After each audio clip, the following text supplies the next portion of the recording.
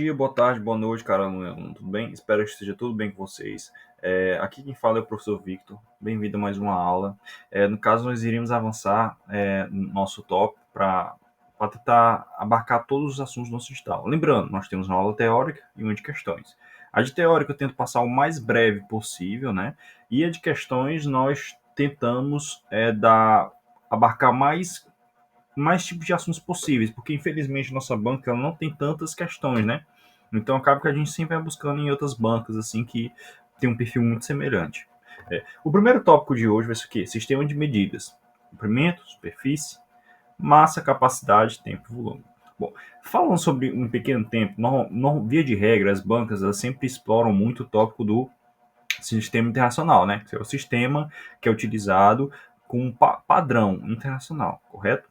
Então, via de regra, nós temos que conhecer qual é esse sistema e algumas transformações, né? Bom, inicialmente, nós temos que analisar aqui o sistema que temos que analisar inicialmente é o qual? Tempo. Qual é o sistema que o tempo é utilizado? É o quê? Segundos, perfeito? Qual é o sistema de comprimento? É o quê? Metro. De área, superfície, metro quadrado, você observa. Capacidade, litros e massa, quilograma. Perfeito? Bom, eu trouxe essa pequena tabelinha porque muitas vezes as bancas elas tentam confundir com a relação de litro, ml, e também relacionar com o quê? Com a relação que, de decímetro cúbico. Nós temos que ter essa noção que decímetro cúbico equivale ao quê? Equivale a 1 litro. Isso aqui é uma relação importantíssima que você tem que tatuar, porque, via de regra, as bancas sempre exploram esse conhecimento. Tudo bem? Avançando, pessoal.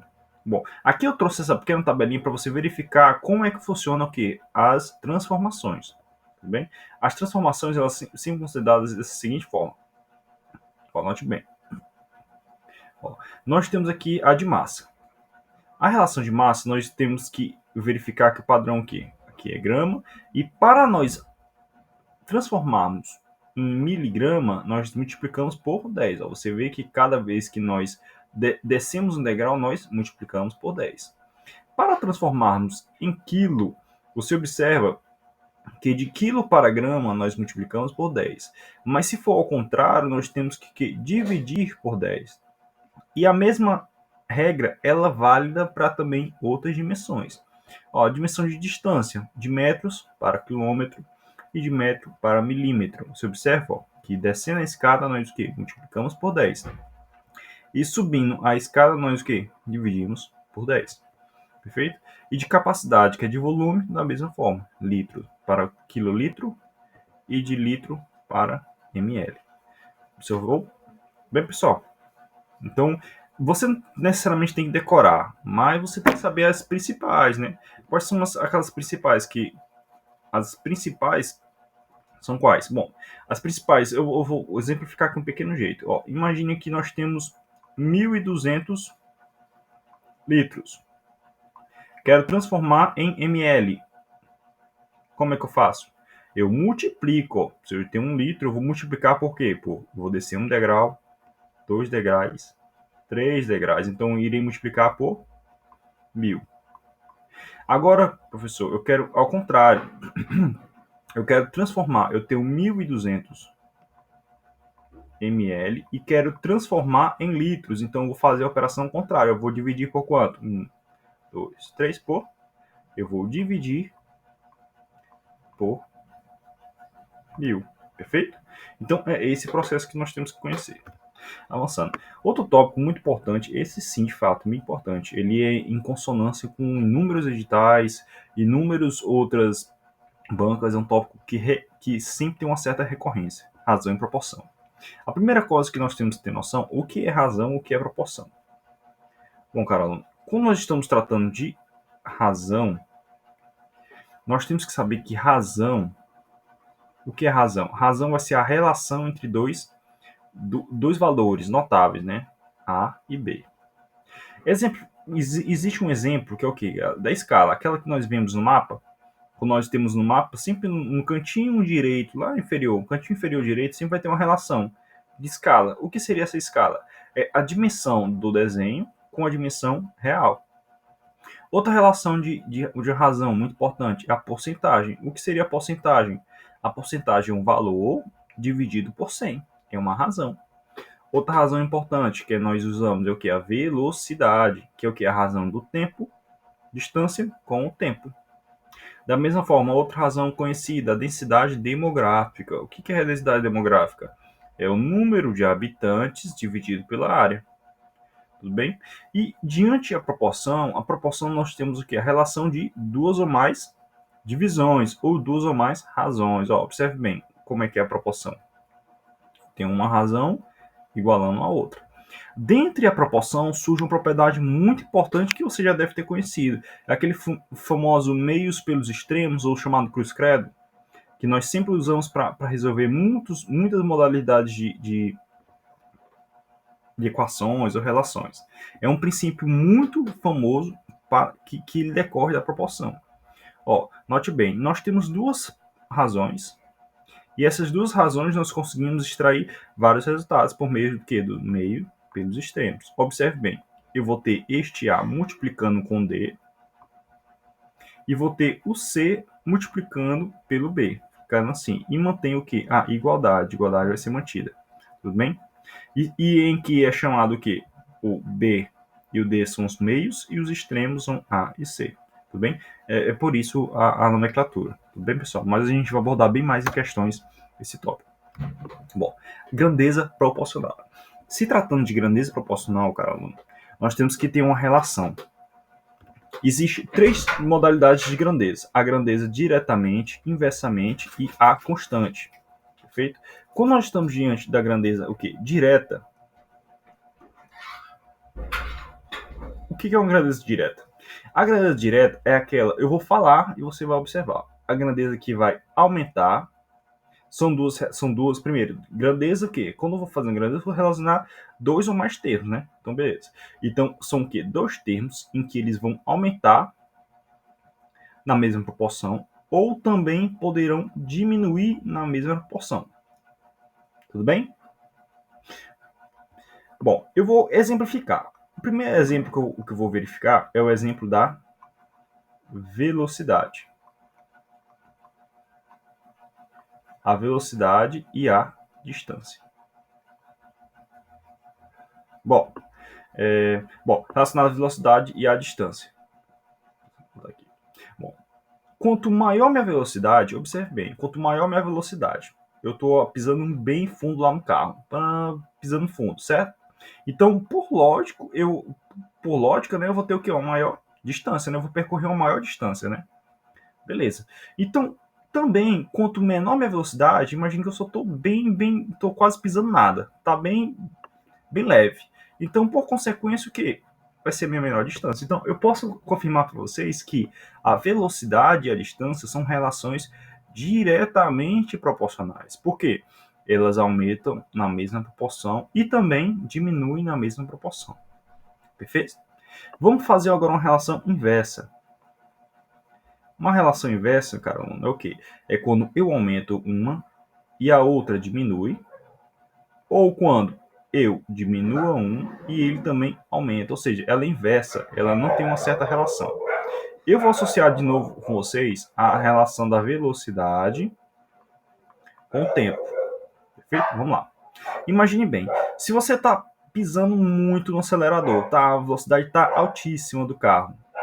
Aí você quer chegar em um determinado local, certo? Você está aqui do A para o B. Você aumentou muito a velocidade aqui do carrinho, né? Aumentou muito a velocidade. Por consequência, você vai chegar mais rápido aqui no ponto B, não vai? Você está rápido, você chegar mais rápido. Ou seja, o tempo será o quê? O tempo será menor. Perfeito? O tempo será menor. Então, por consequência também, imagine bem, você tá, esse pontinho aqui vai para o B, mas você está com uma velocidade bem devagar, tá, velocidade lenta.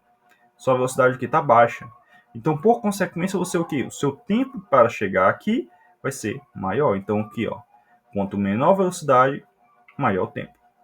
E quanto maior a velocidade, menor o tempo. Nós estamos diante de quê? De relações inversas. Tudo bem? Então, é assim que funciona a relação inversa. A relação inversa ela funciona da seguinte forma. Tudo bem, pessoal? Então, é só esse tópicozinho que eu gostaria de apresentar para vocês, relacionado à grandeza. Ela primeiramente, você tem que saber identificar. A maioria das questões, a dificuldade é saber identificar qual tipo que está sendo relacionada. Porque sabendo identificar, pronto. Via de regra, pessoal, quando nós estamos tratando de grandezas diretamente, nós sempre, eu vou deixar já sobre aviso, sempre quando nós temos relacionado a grandezas diretamente, nós estamos tratando de grandezas em que a razão vai ser preservada. E quando nós estamos tratando de grandezas inversamente, a nossa razão vai ser o quê? Inversa. Salve isso que, quando for para as questões, você vai ter uma certa noção bem mais específica. Por quê? Quando nós tratamos de questões, nós temos que saber interpretar as questões e sabermos aplicar. Exemplo. Um exemplo muito prático é na regra de 3 simples e composta. Por quê? A regra de 3 simples e composta, nós aplicamos de fato esse conhecimento que nós estamos abordando aqui. Ó, note bem, na regra de 3 simples, esse pequeno exemplo aqui, um bolo e um açúcar. Ó, imagina a questão que fala, ó, 2 bolos possuem 300 gramas de açúcar. Então, 5 bolos irão produzir quanto? Bom, aí você colocaria as grandezas, né, assim como ele colocou, e faria aquele velho cruz-credo, né, multiplicando aqui por aqui. Mas isso, meu caro aluno, isso só vai ser eficaz se for uma relação direta. Uma relação direta. Por que uma relação direta? Porque se for uma relação inversa, essa razão aqui, ela tem que ser ao contrário. Ela tem que ser o quê? O inverso. Tudo bem? Por quê? Porque uma relação inversa, como eu falei, ela é o quê? É uma relação em que um aumenta e outro diminui. Então não seria eficaz, não vai dar o resultado correto caso você coloque dessa forma. Então a primeira coisa, por mais que seja uma regra de 3 simples, você tem que perguntar, essa é uma relação direta ou uma relação inversa? Eu vou exemplificar. Imagine que esta relação seja uma relação inversa, de bolo, açúcar e bolo. Bom, se essa for uma relação inversa, o que você deveria fazer? Olhe bem o que você deveria fazer. Você deveria fixar a variável que nós desejamos, que é essa, e inverter a variável que você deseja. Bom, no caso, não é bolo, então eu vou inverter a variável. Isso é a relação inversa. A relação inversa nós fazemos da seguinte forma. Nós fixamos a variável que desejamos e invertemos a segunda variável.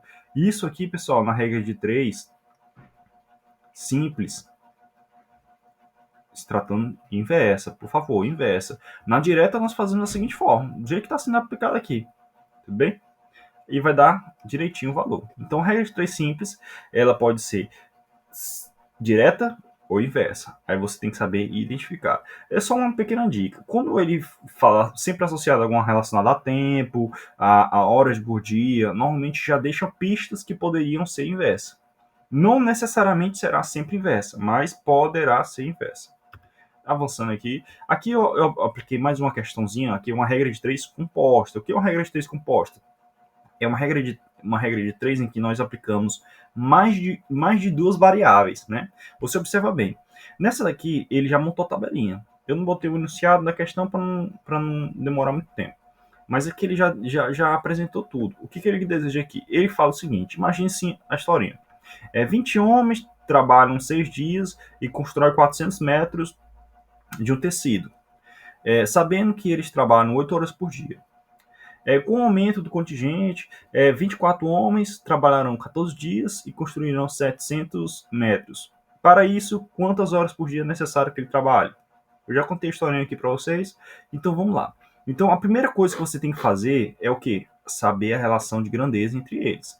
Então, nós iremos fixar a variável aqui, ó. Fixamos a variável aqui, certo? Eu coloco na formato fração, igualamos, que nós queremos saber. Aí você vai fazer as seguintes perguntas. Você vai sair perguntando para esta grandeza a relação com essa. Olha só o que você vai perguntar. Bom, quanto mais metros eu tiver, eu vou ter que trabalhar mais horas por dia ou menos horas por dia? Bom, vamos pela lógica, pessoal. Quanto mais metros eu tiver, eu vou ter que trabalhar mais ou menos horas por dia. Então, nós estamos diante de quê? Vamos lá. Você tem 400 metros, você trabalha 8 horas. Com 700 metros, você acha que vai ter que trabalhar mais ou menos? Mais, né, não? Então, se com mais metros eu tenho que trabalhar mais horas por dia, nós estamos aqui na relação direta, né? Então, vamos fazer outra relação de novo. Você está entendendo como é que é a dinâmica? Vamos de novo, novamente, com dias e horas por dia. Bom, quanto mais dias eu trabalho, eu preciso trabalhar mais horas por dia ou menos horas? Menos, né, não? Se eu tenho muitos dias para trabalhar, eu não vou precisar trabalhar 8 horas por dia. Vou trabalhar menos. Eu vou exemplificar da seguinte forma. Imagine que você seja um pedreiro e tenha que entregar um muro, certo? Você tem que entregar um muro. E você trabalha apenas 1 hora por dia. 1 hora por dia você trabalha apenas. E você tem um dia para concluir. Aí, eita, então se eu tenho um dia para concluir, eu não vou trabalhar apenas 1 hora. Eu trabalho o quê? Mais horas, né, não? Agora vamos imaginar outra realidade. Imagine que você tem 1.000 dias para trabalhar. 1.000 dias para trabalhar. Aí você vai trabalhar muitas horas por dia ou poucas horas por dia? Poucas horas, né? Então nós aprendemos que quanto mais dias, menos horas por dia. Então nós estamos diante de uma relação que inversa. Tudo bem, pessoal? Outra realidade é a relação dos homens. Vamos lá. Homens e horas por dia. Bom, quanto mais homens está trabalhando nessa hora, você acha que vai ter mais horas por dia ou menos horas? Vamos lá, se eu tenho muitos. É a mesma realidade dos dias, né? Quanto mais homens, menos horas por dia. Por quê? Vai ter mais gente trabalhando, pessoal. Quanto mais gente trabalhando, melhor. Então, isso eu não vou necessariamente aumentar a hora por dias. Vou ter que ter uma hora de dias menor. Então, é a relação inversa.